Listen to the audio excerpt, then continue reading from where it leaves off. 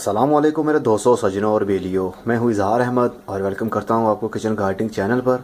और उम्मीद भी रखता हूँ कि आप सब लोग खैरियत से होंगे, फिट फाट होंगे, अच्छे से कामों में खूब अच्छे से बिजी होंगे।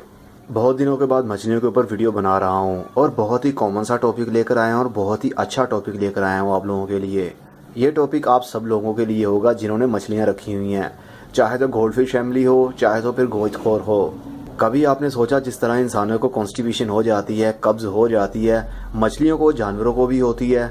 और बहुत सारी मछलियां इसी बीमारी की वजह से मर जाती हैं, क्योंकि हम जो फीड इसको खिला रहे होते हैं वो वही होती है जो हमने शॉप से लाई होती है। बार बार वही फीड खिलाने से, कंटिन्यूली वही फीड खिलाते रहने से मछलियों का डाइजेस्टिव सिस्टम प्रॉब्लम में आ जाता है और उनको कब्ज होने लगती है। कब्ज होने की निशानी क्या होती है? मछली का पेट नीचे वाली साइड पर फूलने लगता है, वो मोटी होने लगती है। और समटाइम हम ऐसा समझते हैं कि शायद वो फीमेल है और वो अंडों पर आ रही है, ब्रीड करने के लिए तैयार है। बेसिकली उसके पेट में गैस ट्रबल की प्रॉब्लम हो रही होती है, जिसकी वजह से उसका पेट फूलने लगता है, हवा भरने लगती है। और अगर टाइम पर उसका ट्रीटमेंट ना किया जाए तो वो गैस की सूरत लेने लगती है। ऐसी गैस जिसकी वजह से उसका पेट फट जाता है, लेकिन हमें बाहर से देखने पर नजर नहीं आता। और पेट दो वजह से फूल सकता है। या तो खाना खिलाने के बाद, जब हम फीड करवाते हैं मछली को, बहुत ज्यादा खाना खाने पर भी वो फूल जाती है। और एक नॉर्मल फूलना होता है। अगर आपने अभी इसको फीडिंग की है तो 5 मिनट के अंदर इसका पेट फूल जाएगा, तो उसको कॉन्स्टिपेशन हम नहीं समझेंगे। 12 से 13 घंटे के बाद हम देखेंगे कि वो पेट वैसे ही है। अगर तो हमें फूला हुआ दिखता है तो हम समझ जाएंगे कि वो कब्ज की निशानी है। तो उसके लिए हमें ट्रीटमेंट करना पड़ेगा, मेडिसिन देनी पड़ेगी, या फिर हमें कोई देसी टोटका इस्तेमाल करना पड़ेगा। देसी टोटका बहुत ही अच्छा टोटका होता है जो हर कोई घर में कर सकता है आसानी से। मटर के दाने कब्ज खोलने के लिए बहुत अच्छे समझे जाते हैं, और पालक के पत्ते। मैं अपनी मछली को अक्सर मटर के दाने भी ऑफर करता रहता हूँ।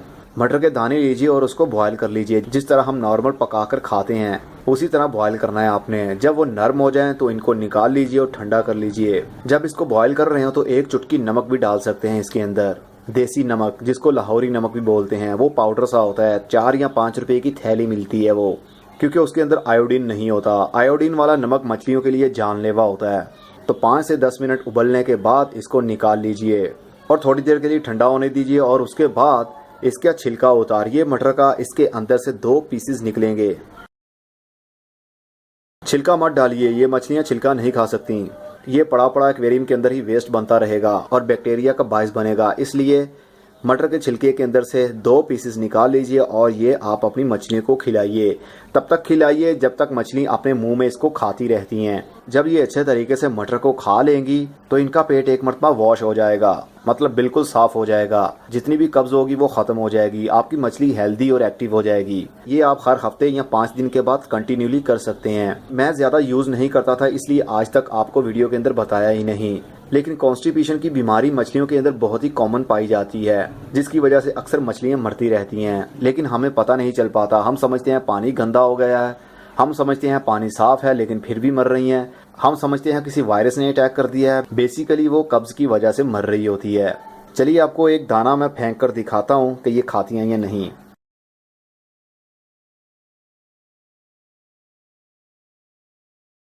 आपने देखा किस तरह इसने मुंह में डाल लिया। मैं जितने भी दाने डाल लूंगा ये इसी तरह चट करती रहेंगी। चलिए मैं और डालता हूँ।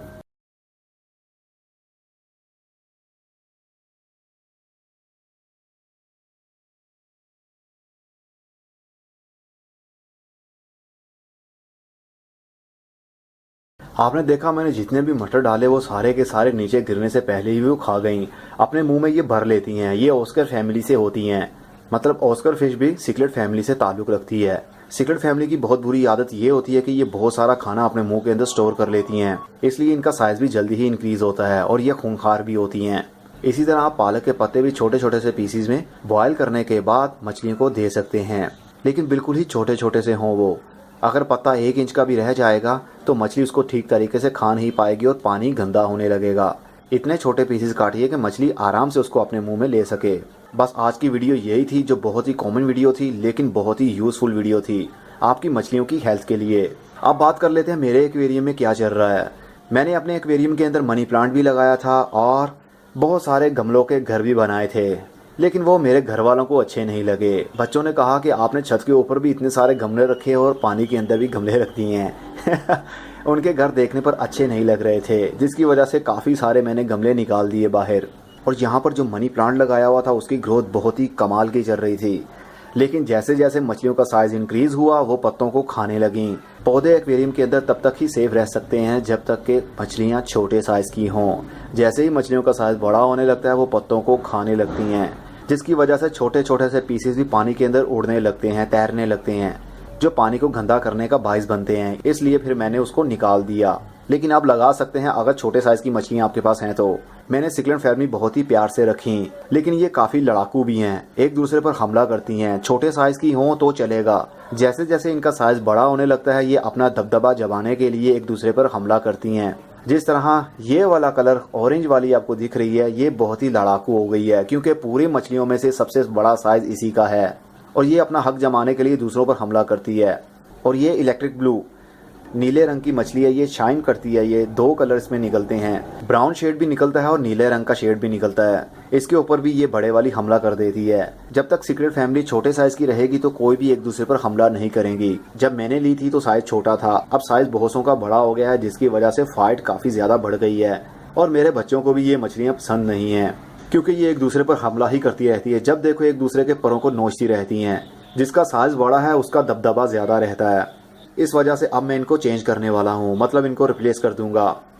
इनकी जगह पर मैं रखने वाला हूँ गोल्ड फिश फैमिली, जो कि अभी आपको ये दिख रही है। ये है स्पनकिन, ये वही है जो हमारे नेबर का एक्वेरियम भी लीक हो गया था, उन्होंने मेरे पास रखवाई हुई, अभी तक पड़ी हुई है।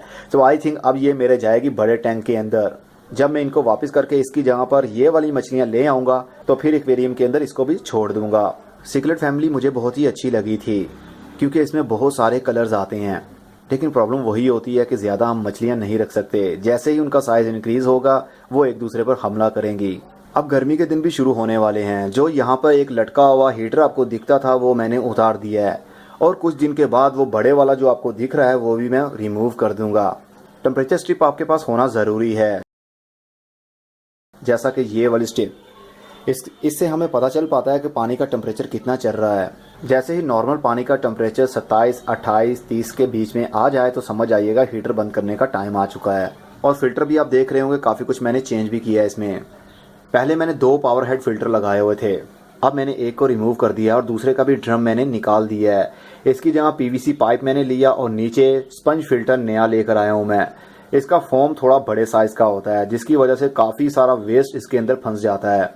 ये पावर हेड नीचे से पानी को सक कर रहा है और ऊपर से थ्रो कर रहा है, और जितना भी वेस्ट होता है सर्कुलेशन के दौरान इस फोम के अंदर फंस जाता है और फ्रेश पानी इस पाइप से होता हुआ बाहर निकल जाता है, जिसकी वजह से पानी भी साफ रहता है। और हाँ, एक और प्रॉब्लम है सीक्रेट फैमिली के लिए, इनको बहुत ही साफ पानी अच्छा लगता है, जिसके अंदर बेनिफिशियल बैक्टीरिया भी हों।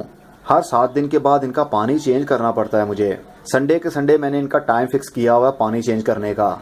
पानी अगर मैं ना चेंज करूं तो ये लेजी होने लगती हैं, और 2 से 3 बार मैं लेट हुआ तो मेरी कुछ मछलियां मर भी गईं। जहां ये बहुत लड़ाकू होती हैं वहां पर कुछ नाजुकपन भी इनके अंदर पाया जाता है।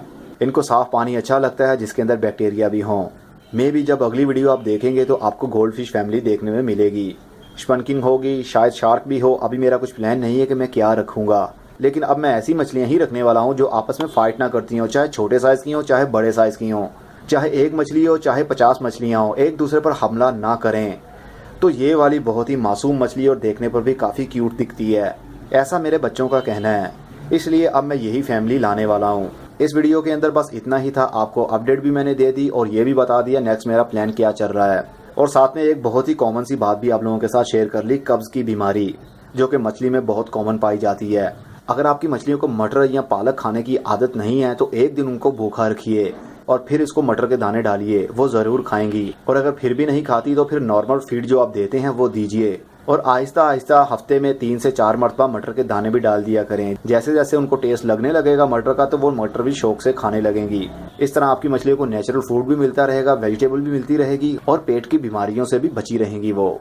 अब मैं चलता हूँ, खुदा हाफिज, goodbye, see you and टाटा, और अपना बहुत सा ख्याल रखिएगा।